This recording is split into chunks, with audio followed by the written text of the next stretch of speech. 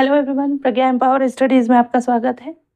हम क्लास 10 के क्वेश्चन कर रहे हैं प्रायिकता से संबंधित। तो स्टार्ट करते हैं। देखिए, एक पासे को एक बार फेंकते हैं। एक पासा है, इस तरह से पासा मतलब ये वाला है ना, डाय। इसको एक बार फेंकते हैं तो क्योंकि इस पर 6 अंक लिखे होते, 1 2 3 4 5 6 है ना, तो 4 से बड़ी संख्या आने की प्रायिकता क्या होगी, पहला क्वेश्चन है। दूसरा है 4 से छोटी या उसके बराबर संख्या प्राप्त आने की प्रायिकता क्या होगी। ठीक है, सॉल्यूशन, हल, सॉल्यूशन। ठीक है, या इसको इंग्लिश में भी आपको पढ़ दूं ये क्वेश्चन को। Suppose we throw a die once. First, what is the probability of getting a number greater than 4? Second, what is the probability of getting a number less than or equal to 4? है ना, देखो यहाँ पर लिखा है या और। ठीक है, तो हमारे पास एक पासा है ना, उसको हमने उछाला तो 4 आने की प्रायिकता क्या होगी। तो हम मानते हैं, माना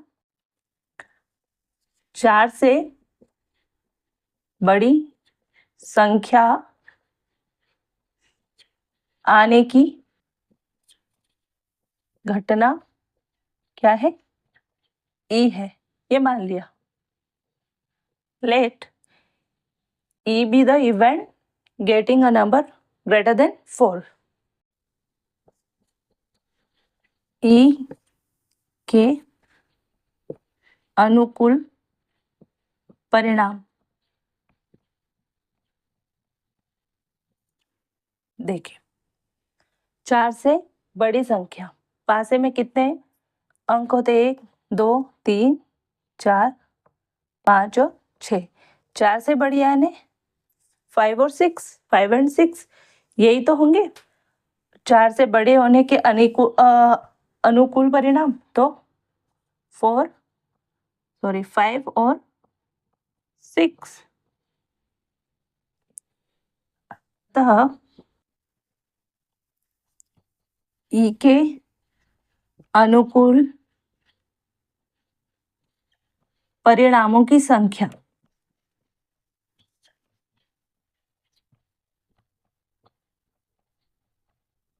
क्या होगी, 5 और 6 यानी कि 2। ये तो अनुकूल परिणाम है क्या, जब 5 और 6 आए, 5 आए और 6 आए, या तो 5 आ जाए या 6 आ जाए। जब हम फेंक रहे हैं तब या तो 5 आता है या 6 आता है, मतलब 4 से बड़े, 5 और 6 आने पर 4 से बड़े होने के लिए अनुकूल, ये इस घटना के लिए, इस घटना ई के लिए अनुकूल परिणाम हो गए। तो कितने हैं, 2 और 3, 2 ऐसे परिणाम है जो आने पर 4 से बड़ा अंक हमको मिलेगा, है ना। और सभी संभव परिणाम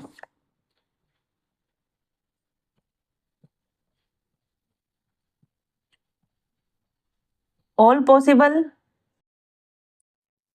आउटकम्स क्या है, 6।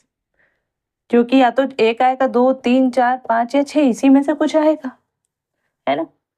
तो ये फॉर्मूला आप यहाँ लिख लेना, P of E equal to E के अनुकूल परिणामों की संख्या बटे प्रयोग के सभी संभव परिणामों की संख्या। तो ई के अनुकूल परिणामों की संख्या क्या है, 2, यानी पी ऑफ ई क्या होगा, 2 बटे 6, यानी कि 1/3। काटते हैं तो ठीक है। अब देखिए, 4 से छोटी या उसके बराबर आने की प्रायिकता क्या होगी, 4 से छोटी संख्या आ जाए या बड़ी संख्या। तो सेकेंड के लिए माना 4 से छोटी या बराबर संख्या आने की घटना,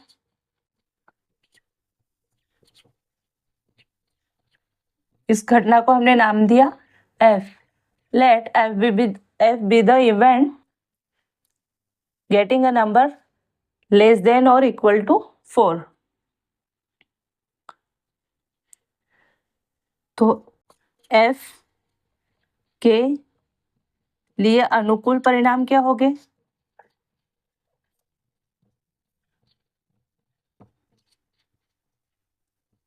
क्या हो गया? 4 से छोटे यानी 1 2 3 और 4 के बराबर 4। अगर इनमें से कोई नंबर आ जाता है, या तो 1 आ जाए या 2 आ जाए, 3 आ जाए या 4, इससे ये 4 में से कोई एक नंबर आ जाता है तो हमारी ये कंडीशन फुलफिल होती है, क्योंकि 4 से छोटा होगा या 4 के बराबर होगा। तो ये F यानी ये जो घटना है हमारी F, इसके लिए अनुकूल परिणाम ही 4 होंगे।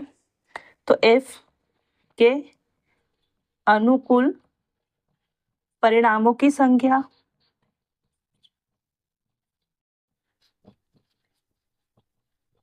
क्या होगी? संख्या होगी 4, 1 2 3 4। ये फॉर्मूले पर आप वैल्यू पुट करेंगे तो E ऑफ F क्या होगा? ये जब भी आप ये क्वेश्चन सॉल्व करें तो पहले फॉर्मूला लिख लें, है ना। यहाँ पर वैल्यू पुट करने से पहले फिर उस पर वैल्यू पुट करें। तो ये क्या होगा? 4/6 यानी 2/3, है ना। तो P ऑफ E के लिए क्या था? 1/3 प्रायिकता यानी कि प्रोबेबिलिटी। P ऑफ F के लिए 2/3। क्यों? क्योंकि संभव परिणाम कितने होंगे? सभी संभव परिणाम 6 होते हैं, है ना। यहाँ पर एक लाइन और लिख देना, ये वाली, सभी संभव परिणामों की संख्या, number of all possible outcomes is C। तो सभी संभव परिणामों की संख्या होगी 6, सॉरी 6, और 4/6 इक्वल टू 2/3। तो ये क्या होगा? 4 से छोटी या 4 के बराबर संख्या आने की प्रायिकता क्या होगी? 2/3। अब मैंने आपको बताया था कि कोई भी ऐसी घटना जिसका केवल एक ही परिणाम होता है, उस घटना को क्या कहते हैं? प्रारंभिक घटना या एलिमेंट्री इवेंट। इसकी प्रायिकता 2/3 है और इसके परिणामों की संख्या थी यहाँ पर 2 और इसके परिणामों की संख्या है 4। जब परिणामों की संख्या 1 होती है तो उसको बोलते हैं प्रारंभिक घटना या एलिमेंट्री इवेंट। तो ये वाली जो घटनाएं है ना, ये वाली P ऑफ F और ये वाली, इस पर्टिकुलर क्वेश्चन के लिए जो हमने परिणामों की संख्या बताई है 2 और 4, तो ये क्या है? ये प्रारंभिक घटनाएं नहीं है, ठीक है। फिर मैंने आपको ये भी बताया था कि प्रारंभिक घटनाओं का योग 1 होता है, सभी प्रारंभिक घटनाओं का योग 1 होता है, ठीक है। तो यहाँ पर क्या होगा? तो देखिए, ये घटना और ये घटना, ये क्या है? 4 से बड़ी आने की घटना है ना। आपका क्वेश्चन का आंसर तो यहाँ तक हो गया, पर कुछ एक्सप्लेन करना था, है ना। ये 4 से बड़ी आने के लिए है P ऑफ E। अब देखिए, इसका मतलब क्या है?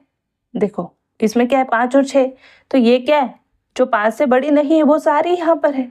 जो सॉरी, ये 5 और 6 क्या है? 4 से बड़ी के लिए। और यहाँ पर जो भी है 4 से छोटी और बराबर, यानी कि जो 4 से बड़ी नहीं है वही तो है। 4 से छोटी है और बराबर है, यानी कि ये 4 से बड़ी नहीं है। ये वाली क्या है? घटना E 4 से बड़ी के लिए, यानी जिसमें 5 और 6 परिणाम आएंगे। ये 4 से छोटी के लिए, जिसमें 1 2 3 4 परिणाम आएंगे, 4 से छोटी और बराबर के लिए। तो इसको हम क्या कह सकते हैं? ये वाली घटना, पहली जो घटना है वो तो P ऑफ E है, लेकिन जो दूसरी घटना है ना F, इसको हम बोल सकते हैं P ऑफ ये E नॉट, यानी इसमें वो सारे परिणाम आएंगे जो इस वाली घटना में नहीं आएंगे। ने F घटना में वो सारे परिणाम है, देखो ये सारे परिणाम है जो E में नहीं है, या E में वो सारे परिणाम है जो F में नहीं है। देखो इसमें 5 और 6 है, इसमें 1 2 3 4 है। तो देखिए, इसलिए ये P है और ये नॉट, यानी नहीं है। तो ये दोनों जो इस तरह की जो घटनाएं हैं एक दूसरे की क्या होती है? पूरक या कॉम्प्लीमेंट। और ये जो पूरक घटनाएं होती है ना, इनका भी योग P of E plus P of E not इनका भी मतलब क्या होता है, इनका भी योग यानी एडिशन क्या होता है 1। आप इसको जोड़ के देखेंगे ना 1/3 प्लस इसकी प्रायिकता क्या आई 1/3 और इसकी क्या आई 2/3, तो ये क्या होगा 1 के बराबर ही होगा। इसका एलसीएम लेंगे जोड़ेंगे तो ये हो जाएगा 1 + 2/3 और ये हो जाएगा 3/3 और ये कैंसिल होगा तो क्या होगा 1। ठीक है, तो पूरक घटनाओं का योगफल भी क्या होता है 1। कॉम्प्लीमेंट्री इवेंट्स का एडिशन क्या होता है, सम क्या होता है 1।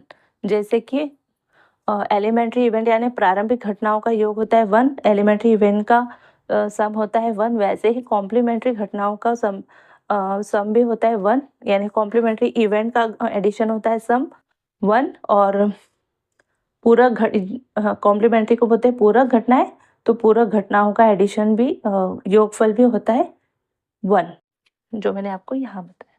आपके ये क्वेश्चन का आंसर यहाँ तक था, है ना। और ये दोनों घटनाएं जो है कैसी है, प्रारंभिक घटनाएं नहीं होकर पूरक घटनाएं। ठीक है, तो आई होप कि आपको अच्छे से समझ में आया होगा, है ना। मिलते हैं नेक्स्ट वीडियो में, तब तक के लिए जय हिंद, जय भारत, थैंक यू।